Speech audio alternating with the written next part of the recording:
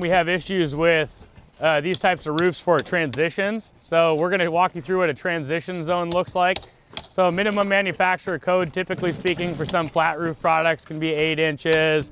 You know, they can be a little bit more than that, 12. Sometimes you'll see 24 on these transition zones. We haven't quite tore off all these shingles yet to go up as high as we want to, but usually when you have this type of transition pitch from a shingle roof headed into an actual flat roof, a lot of times we see issues. Usually you should have ice and water or weave the membrane upwards. So we're going to give you an example of what this looks like when you don't have this done correctly.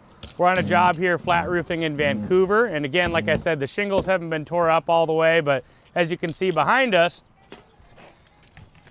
we have some pretty extensive damage. Now there is car decking that's back up underneath this that we're gonna have to tear this plywood off and get to, but all the rest of this stuff that's around the skylights, we're gonna have to take those out and pull them up, get them off of there in order for us to do everything that we're gonna need to do.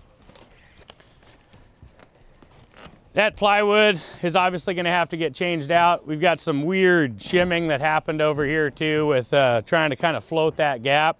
Typically speaking, with a torch down product like we're gonna be using here today, we like to weave it up about 24 inches in terms of a weave when we have a transition from one slope to the other.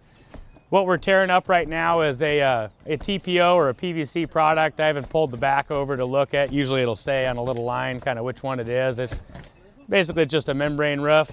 So we got the fan fold 1/4 inch insulation that was down, and then we're tearing up the actual membrane itself. This roof is only about 7 years old and had no breathers on it whatsoever.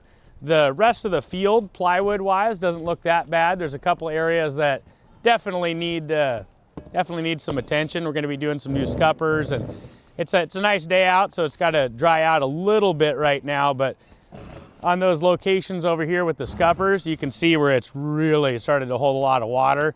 So on those, we're going to put in some new scuppers, bleed all the torch down up and around it. We got to figure out some weird drainage issue here too. They've got everything all built up, so it's kind of ponding water, and got to do all that without trying to reframe it, so that'll be fun.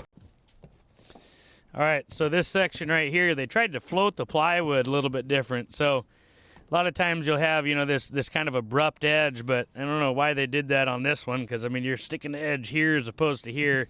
Guess it's kind of preference. I usually like trying to cut the edge of it off so it's a little bit smoother transition, but you can do it that way too. This he basically put this up underneath here to shim it. My guess is the roof kind of dives a little bit that way, but this roof again was only done 7 years ago, and it already has this much damage in it. You can see, I mean, this stuff just literally comes right up. That's after only 7 years. Look at this. Look at the way they did all this in and left that lip there. You got to have some transition at some point. That's where the foam kind of comes in for that membrane product.